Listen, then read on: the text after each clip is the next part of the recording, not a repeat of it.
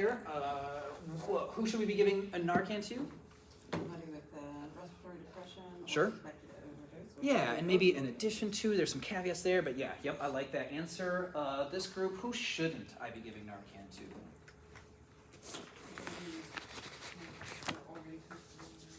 That's a fantastic answer. Allergy would be an easy one. People who are controlling their own airway, right? Because the big point about this is I shouldn't say, well, they're unresponsive and breathing fine, maybe I should give them Narcan. Will the hospital do that immediately? Yes, they will. But our focus is more on the respiratory pattern than anything, right? What's the IV dose, India group, IV dose for an adult? 0.5. Sure, I love it. What if 0.5 didn't work? Do another 0.5. I like it. And you essentially can go up to 2. Realistically, it's never ending. You can just give more and more and more. And the hospital will very likely just say, how much did you give? Okay, let's go ahead and give 2 ourselves right now. So, IO dose, Courtney group for a 4-year-old? 0.5. Yeah, 0.5, right? No real trick there, right? Throw up the hands heavy just to see if it would confuse anybody, if you think, oh, it's 0.1 and all this stuff. But IV, IO, IM, these are all essentially the same doses because even though by definition, it's very often 0.1, again, you have to be a neonate before you really start changing that. Is that confusing face? Oh, I'm sorry. Didn't know I had that face. It probably was between that and other things. Okay. My mind is still. Anything I need to clarify for you? You got it. No, I'm listening, but I'm coming back. Okay. Yeah, exactly. So that's where we're at as far as Narcan. Tylenol, new thing for us. Long and short of it is we can give it PO. What's PO? Or oral. Or oral, right? And we can also give this IV. This is a very new one for us. This will be one of the ones that raises an eyebrow for the adjunct, essentially. Let's just kind of get through it. Truth be told, again, I never worked at a place that had this in any form other than the oral suspension. Do we know what a suspension is? That stuff in the bottle. It is that. Is this, so if I said, hey, here's your acetaminophen, go ahead and give this IV, is that appropriate?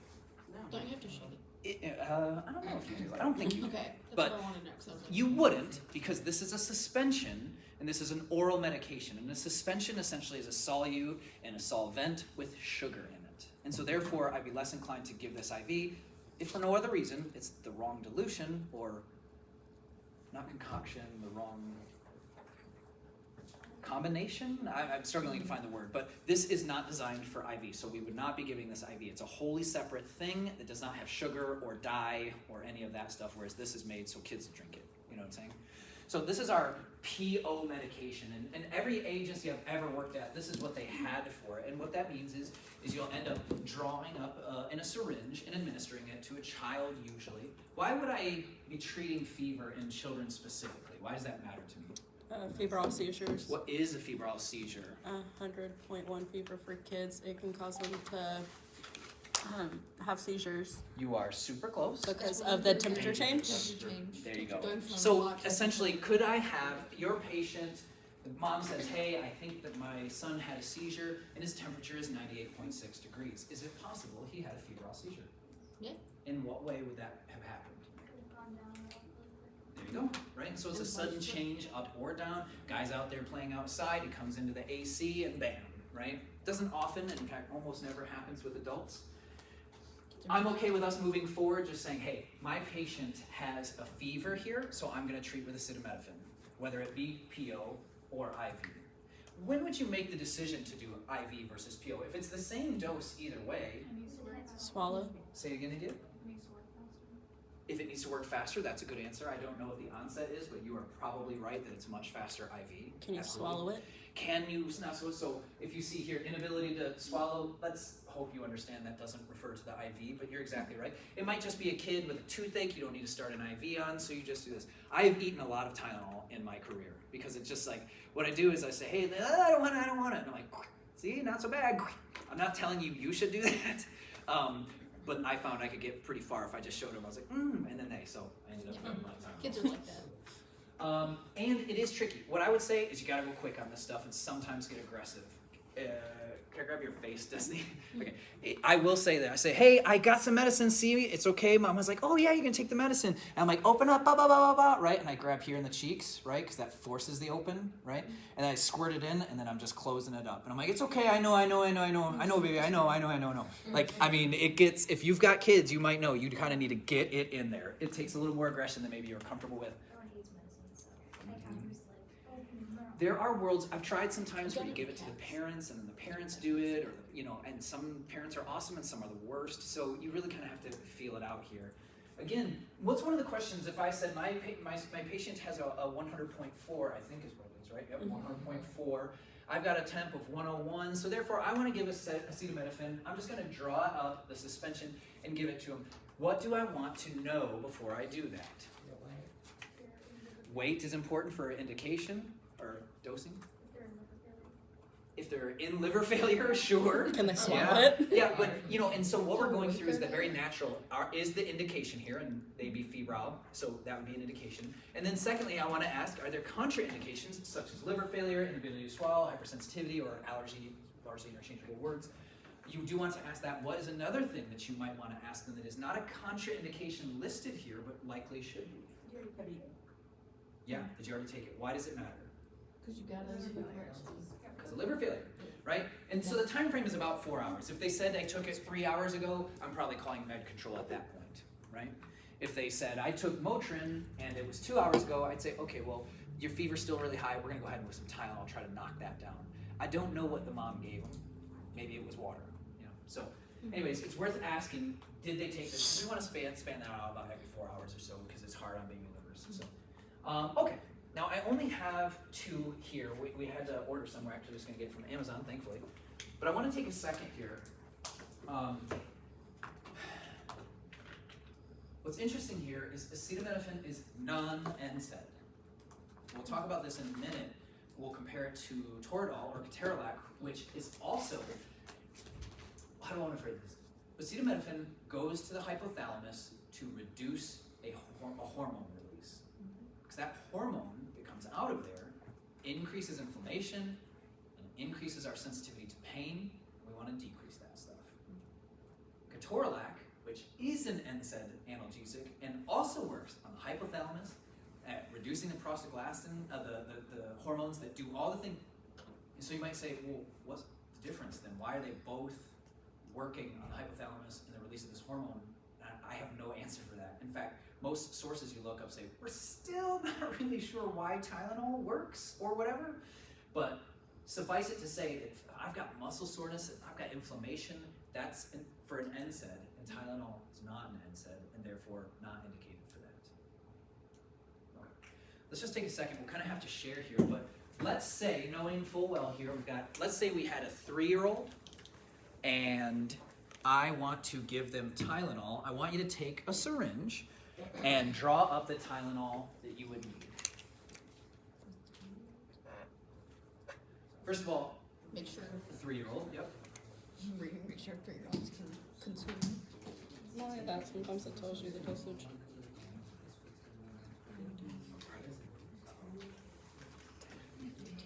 Oh,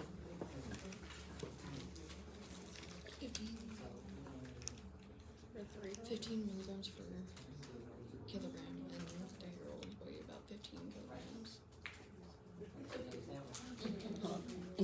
Oh no, I have to move.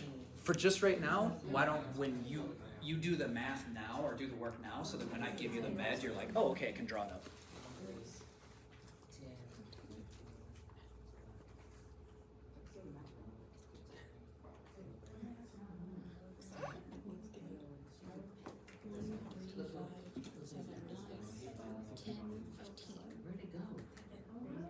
I know, right? So it's 15 times 15. Oh, Lord, I gotta get it back. I don't know what that is.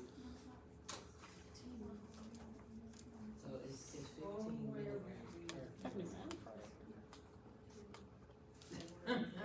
At this moment, they were like, I should have just stayed in EMT. Say it again. Okay. Yeah. I'm going home. No.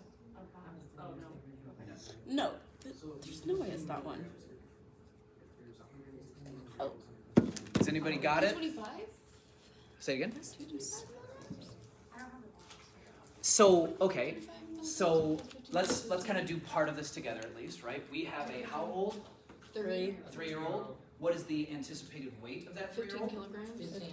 15 kilograms. So what? 15 times? 15 is 225. Okay. So 225 15. milligrams. Milligrams per kilogram times 15. So we have 225 milligrams. Okay, so we all agree 225 milligrams. Now draw that up. Lord. I can't stand you. Not math. Okay, wait a minute.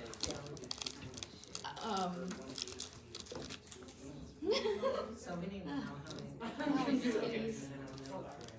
Okay. Now, I want you to take a second right here, because obviously I know that this exposes a certain misunderstanding or a new bit of knowledge. Imagine this is you with a kid seizing in front of you, and now you have to do this. Well, hopefully we have education before we I want to take a picture of this moment.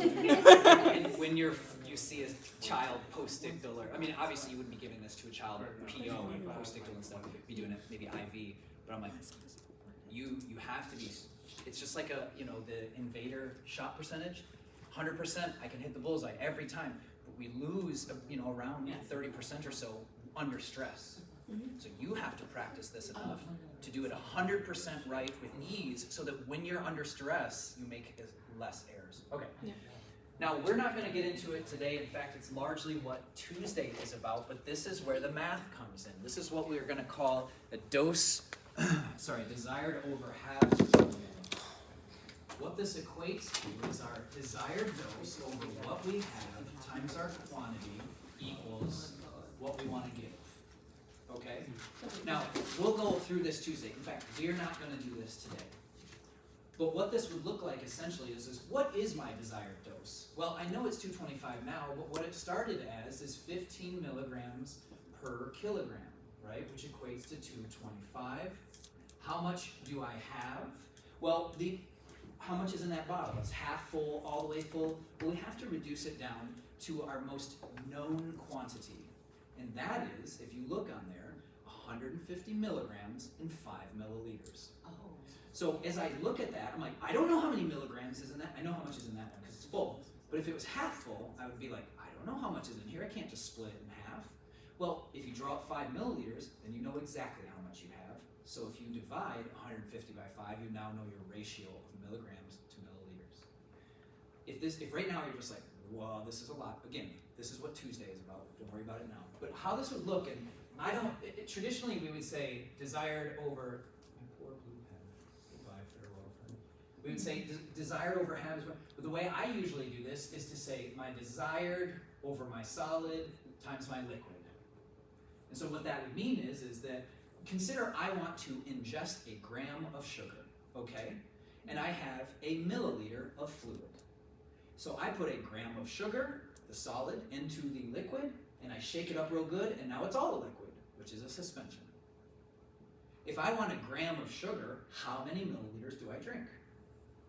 1 milliliter, because 1 gram is dissolved in 1 milliliter. And so in this, 150 milligrams, or sugar, is dissolved in 5 milliliters. So I put my solid right here, which is 150 milligrams, times my liquid, which is 5 milliliters. And so this is 225 divided by 150. Can somebody give me that answer?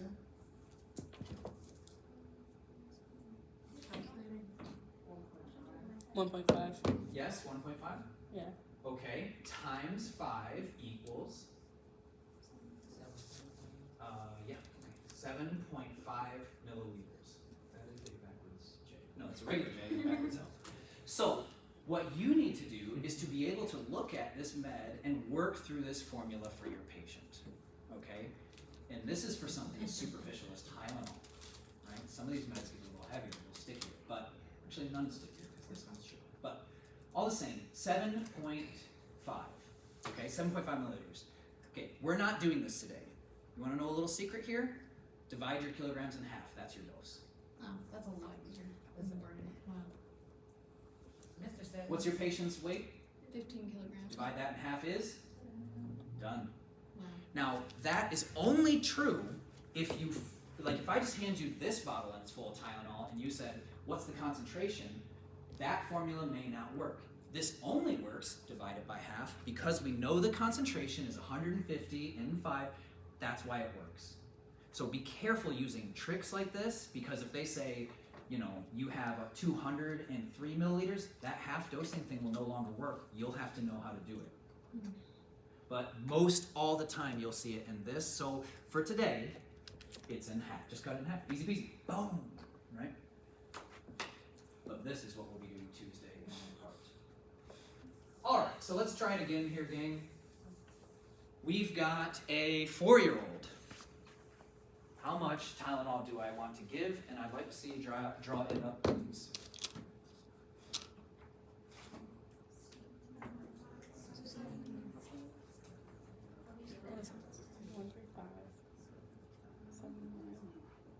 Four. Yeah, and then it would be 10, 15. What are we, I'm sorry, I missed what? You have a 4-year-old. I want you to draw up the necessary Tylenol. You say 17. Yeah, about 17 milligrams, so that would be. Give or take. Yeah. Okay, we only have a 5. So I'm gonna get all 3. Or I mean, dealer's choice. I mean, realistically, what you would do is probably empty a flush, right? And also, if all I had was this, I would just do it. Or sorry, this 5. Oh, you have you don't have a 5. Okay, I would do the 5 twice. The problem with kids is like you have to do it twice. It's like it's harder. So I'd probably empty a flush. So, yeah, this way. You don't have to. That was just the second step I wanted people to come to. Like, oh shit, I need more than 50. I see what you're saying. Second, what I'm saying, just make sure you have a big enough syringe to do it in a shot if you can. Tony? Here's where that formula is. Sure. That formula? Are we gonna use it? Okay, sure. When I think of medication, I think of concentration. Good. The concentration, so That's okay. 158 milligrams per, or 100, yeah, 100 milligrams per. For 5. Oh, okay, got it. Well, this is a different one. Right, but it's just the same concentration, so what word on there is concentration? The concentration is the H and the Q. The concentration is 150 in 5. Okay. Alright, got it. Yeah. Now, again, we'll be going over this in detail on Tuesday. Nadia, what do you guys got? No, you're right. How does it do with stuff? Did- Stuff vision. Okay. Stuff. Okay. Well, 262.5. So we gotta, I know we gotta take that down, so, yeah, we're not quite there yet. Okay. That's a So, small part. you guys got it. I saw you got it. Anybody else got it or definitely not got it? Definitely don't have it. Hold up. Working on it. I'm trying to do the math real quick to see if I know how to do it. That says 160. Oh, I'm sorry. What am I saying? 150? Yeah. 150 is amiodarone. What, That's just 8.5 milliliters? Oh. Yeah. Oh, and in fact, that's going to change the formula. It might not be able to just be half. 8.75. Is the correct answer when I gave you the wrong formula? Yeah.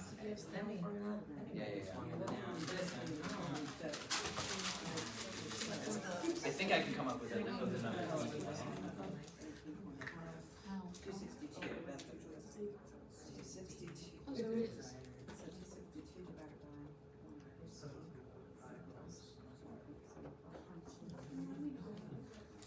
Okay, is that right? Yeah. So cutting it. So public service announcement. When I was like, "Hey, cut it in half," that's easy math as well.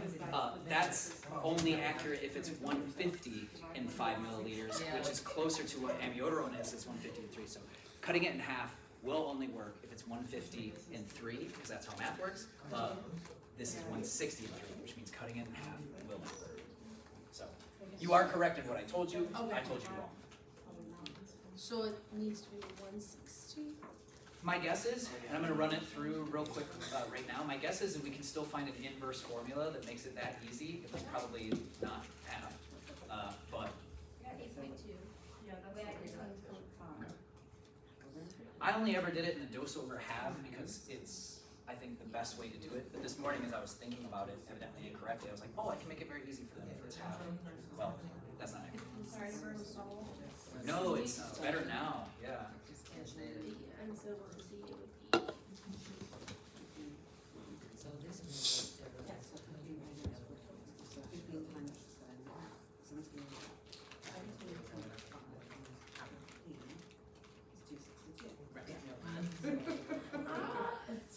17. I'm stressed. Yeah, right, okay, so 262 over, so H is milligrams, so.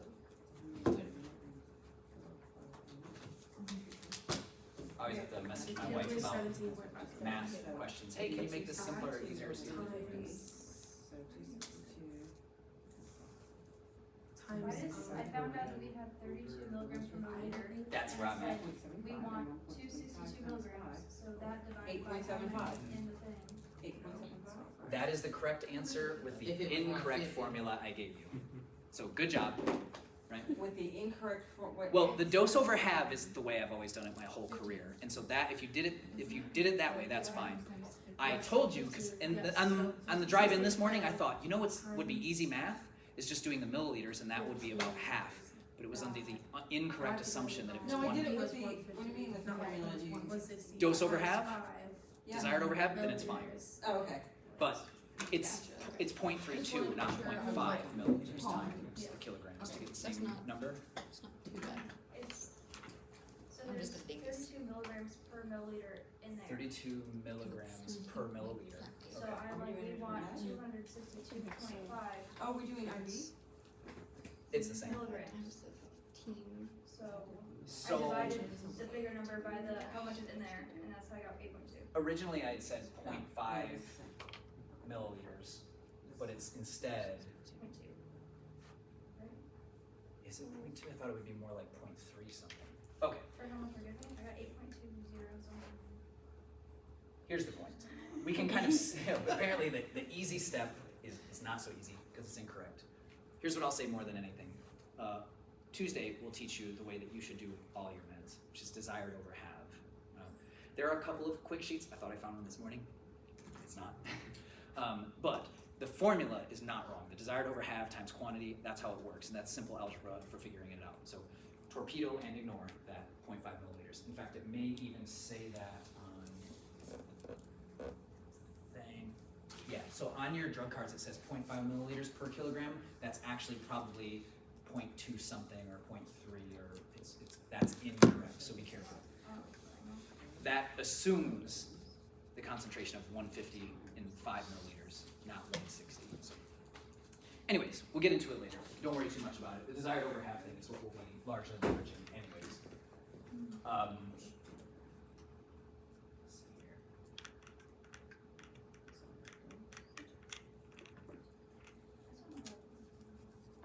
I don't know if that's 2.2. Did you come up with a wrong, I mean, we can do it for real, I suppose. No, I like- was, so I was talking about like the, like I was 8.2, they're saying 8.5 is more correct. I don't know what the milliliters per kilogram for it would be, like for a new. So that's my question, admittedly, that's hard for me to come up with, but if I went through it for real, and I had my desire over have times my quantity equals what I want. My desired dose, what's my desired dose? When I say 4-year-old, so is that 17.5 times 15? What does that come out to? 262.5. So we have 262, is that what I heard? Yes. 0.5, and that goes over 160 milligrams, is that right? Times 5 milliliters? Okay, Yep. times 5 milliliters. So what's 262.5 divided by 160? 1.64. 1.64 times 5 is 8.2 milliliters. milliliters.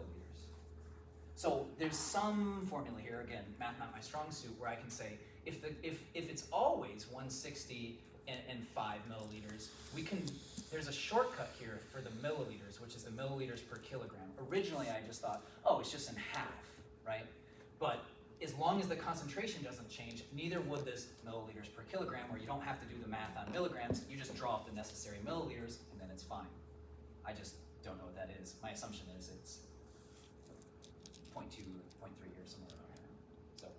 So, anyways, I can figure that out for you, but I'm hesitant to do it because I'm like, I'd rather you just learn the formula I just didn't want to teach the formula today. I'd rather do that Tuesday when we go through dextrose and that kind of stuff. So don't worry too much about it for now. Just know that you will have to do med math to figure it out via weight-based. One thing that I will say is that adult dosing often works out to aspirin dosing, meaning you are usually giving like either 160 or 320. So I'd always tell medics or AEMTs, I'd be like, if you ever get nervous, just give them aspirin dosing, right? If they're real small, give them 160. If they're real tall, give them 320, you'll be fine. Now, I'd rather my students just know how to do the math of it, but if you get scared and you say 160 for a kid, you're probably just fine, right? Or milligrams, not milliliters, right?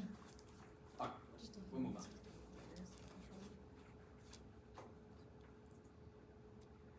One of the things I want to point out here, it doesn't often come up, but we talk about fever, right? We have to be a little careful just saying, your patient has a temperature of 101.6, should you give Tylenol? And the question should be, well, I'm assuming this is a fever, but what if it's just a heat emergency, right? If Tylenol directly affects the hypothalamus and reduces its inflammation and febrile type hormones, it's not gonna do anything for a person who's 101 because they've been sitting in the sunlight.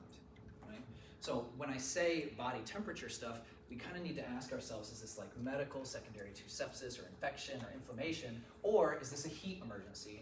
Now, they're pretty obvious in the field, meaning you come up and find a 60-year-old man in the middle of a golf game or something, you're less likely to think sepsis, but you should possibly consider it. It's a question of, you know, why are you febrile? Why is your temperature up? Is this heat or is this lack of heat regulation and therefore febrile? So just be somewhat conscious of that.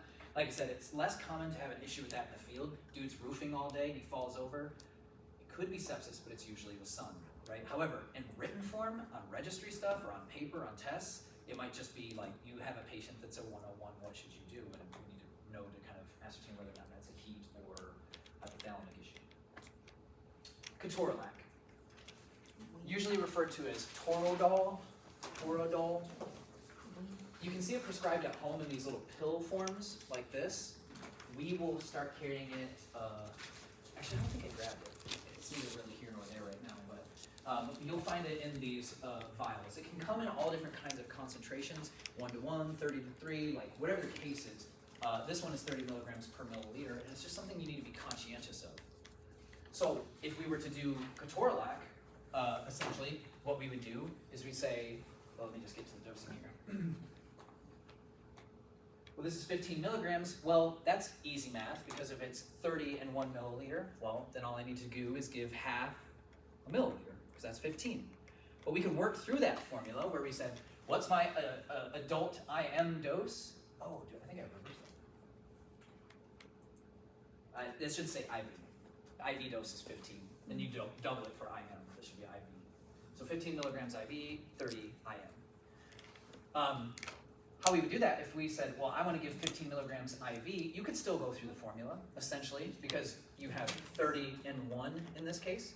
So we would put, well, my desired dose is 15 milligrams. What would the H be? Or the solid be? 30, right? That's the 30 milligrams of sugar in this 1 milliliter of liquid, right? So we would essentially do 15 milligrams over 30 times 1 milliliter. Again, it's the point of topic for Tuesday. We'll get into it more there. I'm just saying the formula works here, even though it's a little easier because it's simply just half and 1 milliliter. More importantly than anything, we need to remember that it's IV, 15 milligrams, and IM, 30. What would be the deciding factor? Why would we do IV Ketorolac versus IM? What would be a reason why we might choose one or the other? You already have a line going. First of all, if you already have a line going, sure. Now, to kind of back up and get a bit ahead of myself, Ketorolac or Toradol is for pain. This will be literally somebody saying, man, my flank hurts, okay? Or they won't say flank, they'll just point to their flank. And my back hurts so bad. What kind of questions do I want to ask that person? You're in pain, so what? What do I want to ask them? Did you do something? Sure, what happened? Right? We're going through OPQRST. When did it happen? Well, I think it's somewhere at the time my wife stabbed me. That was probably the onset, right? Now, if it's non-traumatic, ultimately my question is it traumatic or not? Did you fall, cartwheel didn't work out, old football injury? Like, why are you hurting there? Let me look at it. Is there a bruise? Is there a hole? Is it bleeding? What is it, right? Now, what's another? So let's say it's non-traumatic. The guy says, no, it's just all of a sudden, da-da-da-da-da. What are some questions I might want to ask? How's your urine like? Why are you asking urine stuff? Because it's flank, so kidney. Kidney, right? And it could be a kidney stone. In fact, ketorolac can be pretty good for kidney pain and the like. We just have to be somewhat cautious because it's processed in liver and kidney, and you don't want to overwhelm them. But anyway, the point is we now have a medication that is kind of used like fentanyl or morphine. You're in pain. Are you allergic to this med? Then here you go, right? Toradol is kind of like super ibuprofen. It's like IV ibuprofen. And it is really good for a lot of different things. One of the, like, opioids slow gastric motility. What does that mean? That means Opioids slow gastric motility. the digestion. So it's What the that can digestion. mean is that, like, if a guy has chronic back pain, so he takes not Decadron, Dilaudid, he takes Dilaudid, or he takes opioids, some kind of opioid, his poop might not come out very much because his gastric motility is slow. And so I'm like, oh, you're hurting because you broke your leg today. I'm going to give you fentanyl, and now I'm giving him another opioid. So something like Toradol can be great for that. It's going to reduce pain as an analgesic. It can reduce inflammation, and it's not an opioid, so there's no real fear of addiction. There's no fear of respiratory depression. There's no fear of slowing perpetually gastric motility. So ketorolac is a fantastic medication, and a relatively safe and harmless. Yeah. I've been on clinicals and such, and it was mentioned that on trucks people don't like to give pain meds because the hospitals aren't super happy about it. So when do you like draw a line with that? I am the candy man. I will get people high as kites. That's how I deal with that. You're hurting? I got meds for that. Boom.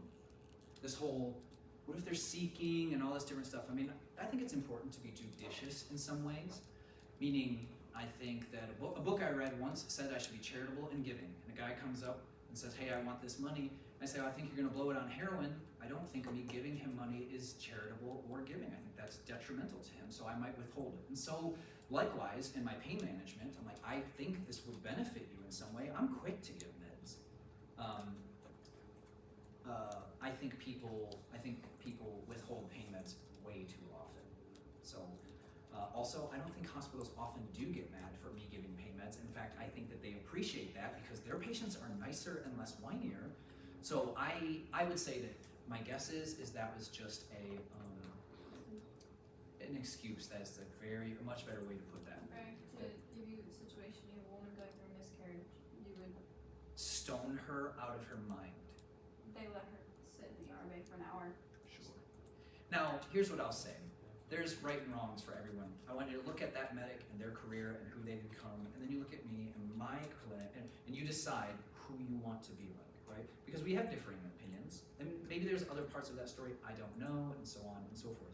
Maybe he was suspicious it wasn't a miscarriage, maybe he was suspicious that if he gave her meds that it was gonna double with all the other meds that she took, or she thinks she had a miscarriage, he didn't, and he didn't wanna give a class B drug to a person that was pregnant. I mean, there's a whole myriad of reasons why that medic and I might disagree.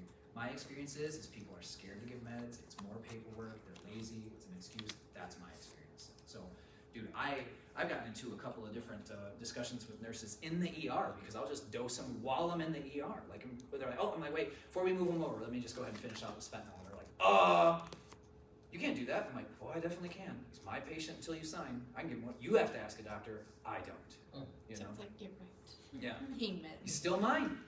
So I am heavy on the meds. Also, I gotta be honest, maybe a little bit of opioids is the best part of this person's life. Maybe it's the only thing good that'll happen to him today. I don't mind that being me. So, whatever. No one's addicted to ketorolac, so it's a separate issue.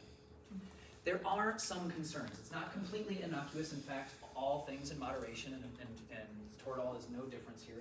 We want to make sure, here's my dose for all adults, right? 15 IV and 30 IM, unless you're over the age of 65, or 65 and older technically.